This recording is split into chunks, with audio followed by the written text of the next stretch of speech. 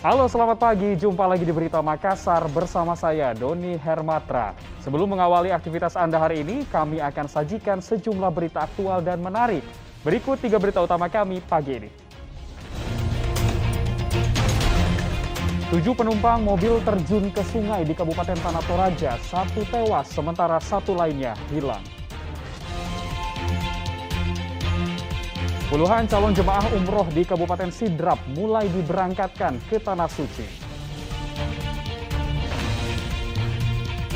Jelang memasuki bulan Ramadan, harga ayam potong di Pasar Lakesi, Kota Parepare melonjak naik.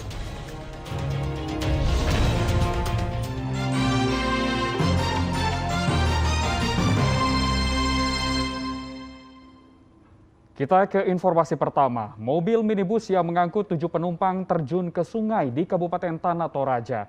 5 korban berhasil diselamatkan, sementara 1 korban ditemukan meninggal dunia.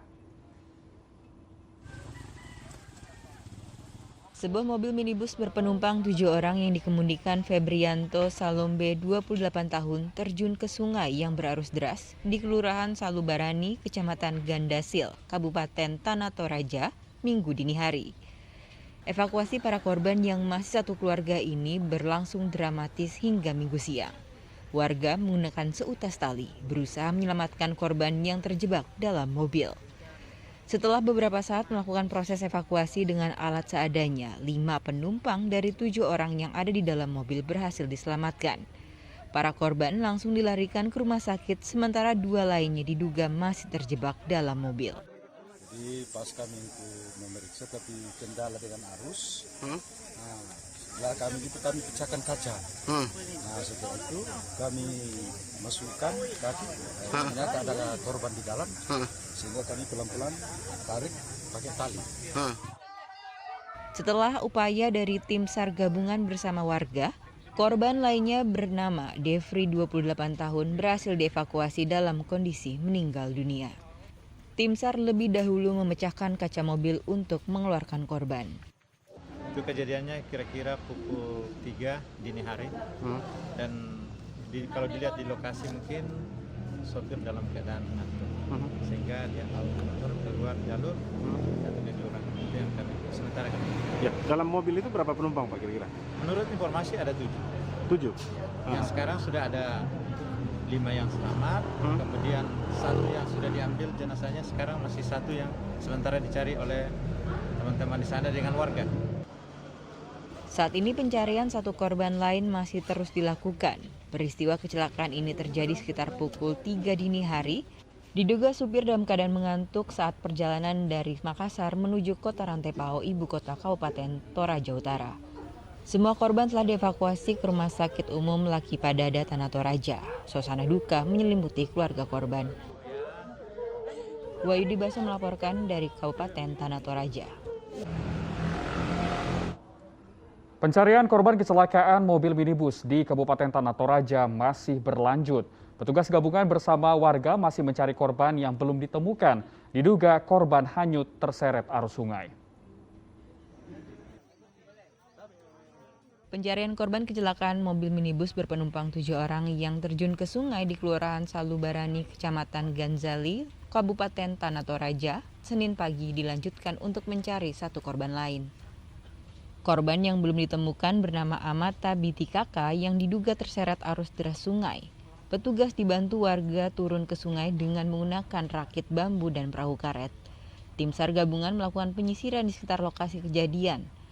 Namun karena derasnya arus dan keruhnya air sungai membuat petugas kesulitan dalam melakukan penyelaman ke dasar sungai.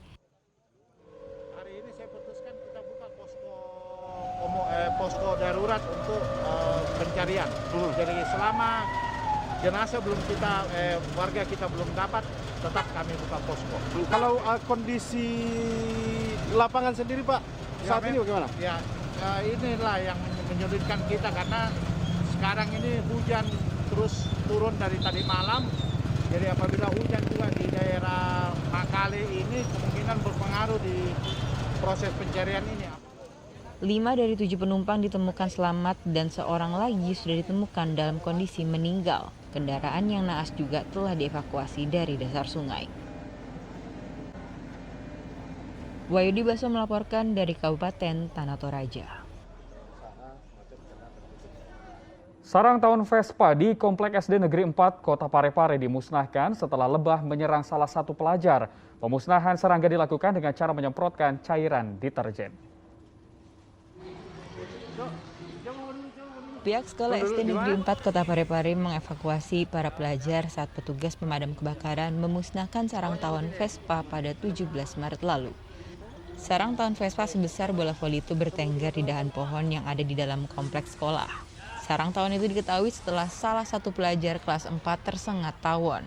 Kasih Evakuasi dan Penyelamatan Damkar Kota Parepare mengatakan pemusnahan sarang tawon itu karena membahayakan pelajar yang sedang mengikuti kegiatan belajar mengajar di sekolah. Jadi prosesnya yang kita lakukan adalah lakukan penyemprotan dengan memakai deterjen. Jadi perlu saya sampaikan bahwa tadi ada laporan dari guru SD tersebut, itu adanya siswa yang menjadi korban. Oh, sudah ada siswa yang tersengat, Pak ya? Ya, satu orang dari kelas 4 SD. Ya. Jadi pada saat ini, Pak, pada saat evakuasi sarang tawon ini, kelas di sekitar lokasi itu ditutup, Pak ya? Ya, kami upayakan semaksimal mungkin untuk lakukan pengamanan. Jadi anak-anak sekolah kami izinkan untuk keluar dari kompleks area untuk kami lakukan tindakan. Pemusnahan sarang tawon dilakukan dengan cara menyemprotkan air deterjen ke sarang tawon agar telur serta tawon dewasa mati. Suwardi Gatang melaporkan dari Kota Parepare. Puluhan calon jemaah umroh di Kabupaten Sidrap mulai diberangkatkan ke Tanah Suci lewat Bandara Sultan Hasanuddin. Keberangkatan jemaah umroh menjadi kali pertama sejak pandemi COVID-19 melanda tanah air 2 tahun lalu.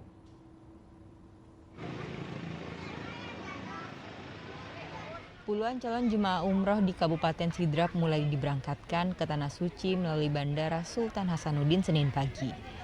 Pemberangkatan calon jemaah umroh itu disaksikan pemerintah daerah Kabupaten Sidrap.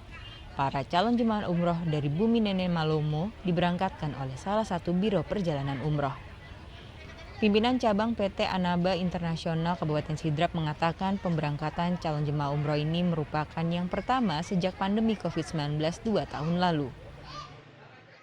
Saat dan ada yang harga 28. Tentu masyarakatnya yang bisa membedakan itu. Tentu kalau mau pilih yang mahal dekat, mau pilih yang agak murah itu kita agak jauh dari hotel. Ini pemberangkatan pertama. Insya Allah pemberangkatan pertama pandemi. Apakah pandemi istilahnya atau new normal itu pemberangkatan yang pertama dan insya Allah sudah akan lancar ini karena bulan Syawal nanti tanggal 4 Mei kita akan berangkat lagi. Sudah ada beberapa pendaftar yang mendaftarkan diri untuk tanggal 4 Mei itu insya Allah. Wakil Bupati Sidrap Mahmud Yusuf berharap pelaksanaan ibadah umroh warga Sidrap yang diberangkatkan berjalan sukses, sehingga pemberangkatan calon jemaah umroh lainnya dapat berlanjut dan berkesinambungan. Perjalanan perdananya setelah COVID-19 yang mudah-mudahan seterusnya terus-menerus ibadah umroh ini tetap terbuka sehingga warga masyarakat Sidrap khususnya yang belum berangkat segera diberangkatkan semua. Kita berharap setelah mereka pulang dengan selamat, tentu harapan kita bahwa Sidrap akan lebih religius, lebih sejahtera masyarakat. Sebanyak 10 calon jemaah umroh asal Kabupaten Sidrap ini akan bergabung dengan 35 calon jemaah umroh dari Makassar dan 40 orang dari Jakarta. Calon jemaah umroh akan berada di Tanah Suci selama 10 hari ke depan. Suwardi Gatang melaporkan dari Kabupaten Sidrap.